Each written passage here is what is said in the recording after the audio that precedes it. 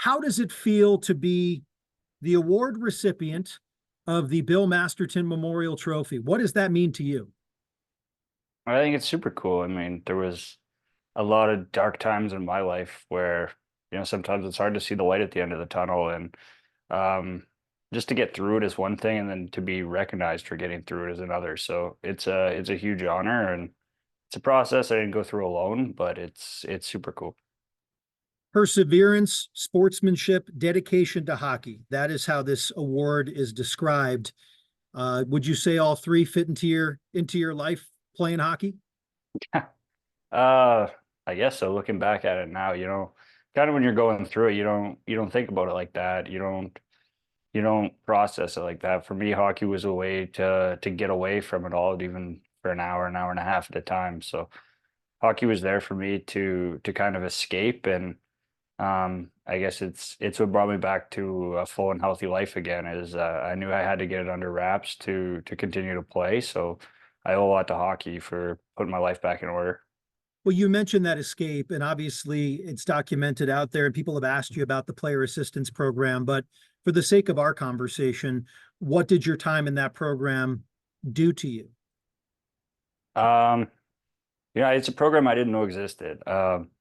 Obviously, I was in the American League a lot, and it was my first time in the NHL, and I was ready to walk away, and that's what I wanted to do. And lucky enough for me, I had a coach sit me down and explain to me what the player assistance program was, and didn't know what it was at the time. And I said, "Hey, if this will help, why not?" The plan was to do it and then walk away. And the longer I stayed there, the more I realized I wanted to come back, and I still had that itch to play hockey. And it was hard and it was a lot of work, but it's paid off and it's got me to this. I mean, there was a chance you wouldn't play hockey, I think, right? Unless maybe some things aligned for you. But yeah, that's kind of what started me getting all this help. Was I wanted to walk away, and I was ready to be done with it. I was in year 3 or 4 of playing in the minor leagues, and I said maybe it's time to try something else. And some people close to me, whether it was that coach or the sports psychologist in Nashville, talked me through it, and they said, "Hey, let's get your mind right first before we make a decision about anything like that." And that's what led us here. What message do you want to share with other people about others that are going through something similar, have kids that are going through something that you've experienced, whether it be OCD, depression, things like that? What can you share with folks as somebody who's dealt with this? It's something that I think everyone goes through at some point in their life. There's very few people in life that can breeze by without having bad days. And I think for me, just the big thing was to know that you're not alone, and what you're going through, other people have done before. And there's ways through it. And I think that at the end of the day, if we have as many people that are willing to pick up the phone as we do willing to answer the phone, then we'll make a big step in this. I want to ask you about some more fun stuff because obviously today is probably a good day for you, being awarded that, regardless if it means more personal accolades for you. But I know you're a team player at the end of the day. How are you enjoying your off season before things get going here in Utah? It's been good. We've owned a house here in Saskatoon since, I guess I've owned one since 2019, and my fiance and I have had one since 2021. So this is where we come home to. And my whole career I've lived in apartments and moved around a lot. So it's good to have somewhere to come home and unpack even for a little bit, and just kind of settle in and restart before next season fires up again. Connor, you had a lot of people excited because you mentioned Utah, you mentioned Sundance, you mentioned being here at some point in your life. What have you done here over the years? What's your experience like in the state of Utah? I haven't spent a lot of time. We when we went to Arizona, we started making it our spot where we stopped on our drive to and from. So the first time I rolled in, we were in Provo, and we got in when it was dark and didn't think anything of it. And I'd never been before. And then we woke up the next morning, and there's snow-capped mountains overlooking BYU there. And I said, I like this. This is a place where I could live. And even since going to Utah, I mean, we've started having conversations about green cards and finding a house to maybe stay. And it's a place that I really enjoy and I really like it. Maybe it's from being from the prairies and not having those mountains or anything like that, but it's a spot that I love. And we spent 3 days in Sundance and a little A-frame up in the mountains, and we loved it and the dogs loved it. So it's a good spot for us for sure. How many dogs you have? We have two. Names? We have a 3-year-old German Shepherd named Loki and a English cream golden retriever named Cleo that's almost a year old now. Loki and Cleo will love Utah. I really Yeah. think so. Yeah, I mean, they love the couple of days there they spent already. Lo and behold, you're now going to be more of a full-timer in Utah, whether you like it or not, it sounds like. So it's kind of coming full circle for you in a way, right? Stopping there, in a way, falling in love with the state, and now you get to call it home, at least for that time during your playing season. That's pretty cool. Yeah, exactly. I think it's a really cool spot. And I think when things started to shift in Arizona, there was talk of a lot of places, whether it was Kansas City or Houston or Salt Lake. I know which way my vote went for sure. Being in Utah and seeing the snow-capped mountains, if you were to find a house here, are you going to be a downtown guy, or are you going to get out of the downtown and find a place of solace here? No, we made a deal that we no more apartments. We were going to find something with a yard. So we'll definitely be out of downtown. And we spent a lot of time in that holiday region. We find looking for a place to stay. So we What won't do you be like Park to? City. We There you won't be go. Park City people, and we won't be downtown people. Fair. What do you like to do off the ice? Not a lot. Hide, basically. Uh, we spend a lot of time with the dogs. I love to golf.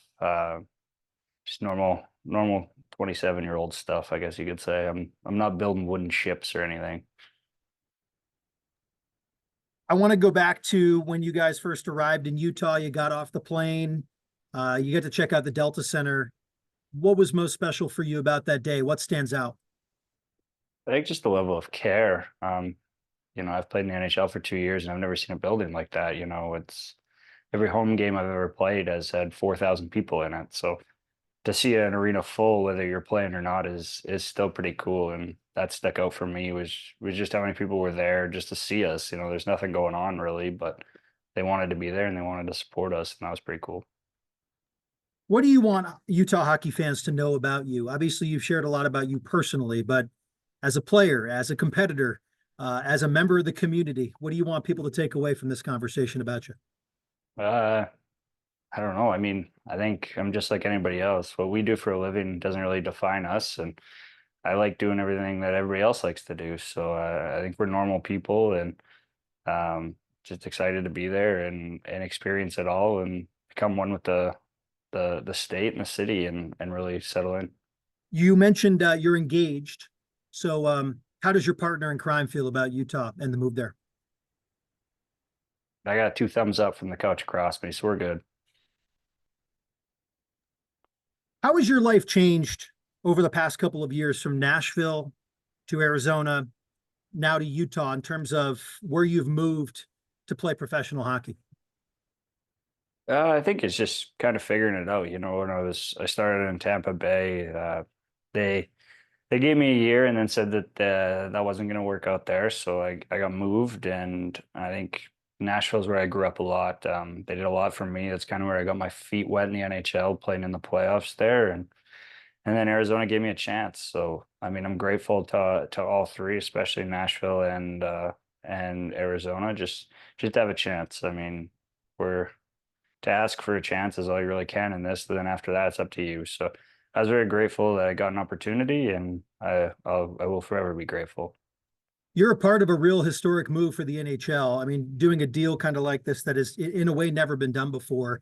As a team, how do you build on that momentum of new home, new facilities, new capabilities with additional and new ownership? How does that springboard you into maybe becoming a playoff contender or something like that? Yeah, I think we had the building blocks in Arizona, and with a little more financial freedom and experience, I think this team's ready to make that next step. And we'll see how the offseason goes. But even the team we had before, I mean, we win games, so it's going in the right direction for sure. I know you touched on this a little bit, but just to be a part of this buzz of a new franchise with an unnamed team, playing, you know, NHL hockey in an arena that technically isn't built for it, but will be built for it. There's so many interesting pieces to this about getting things running here in Salt Lake City. How do you feel about all of it, being a part of such something that's really historic for the league, for the game, and for the state of Utah? Yeah, I think it's really exciting. You know, it's never been seen before. It's an expansion team that comes with a roster. So it's different, and like you said, no one's ever been a part of anything like this before. So there's no handbook to go off of, or people to ask. It's We're gonna learn on the go, and I think it'll be really exciting. You know, Utah seems starved for hockey and they're ready for it. So should be a really exciting building to play in. If you could choose, could you name the team? No, I'm not gonna touch that one. Nothing stands out of those 20 names on the survey. A ton do, but I know, I get it. I'm not gonna be the guy. Don't be the guy. That's fine. Yeah. When are you planning to get back to Utah and getting things going here? Are you still a few months away at this point? Yeah, I think permanently a few months away. We might make a trip down just to see some places to live and do things like that. But probably the start of September is when we roll back down to get ready for the next season. What else do you do in the meantime? Do you take other trips? Do you stay in Canada? What's the move for you guys? It kind of depends. Every summer's a little different. We just got home from Toronto. We went and watched some baseball games with my parents. Our wedding's in Nashville, so we got that this summer, and all kinds of different things. And then nothing we keep on the books too regularly, but whatever might be going on that summer. We're kind of getting into the age where our friends are getting married and doing that, so maybe wedding season's coming up. Wedding season for yourself too. That is so cool. Yeah, true. Congratulations. Thanks.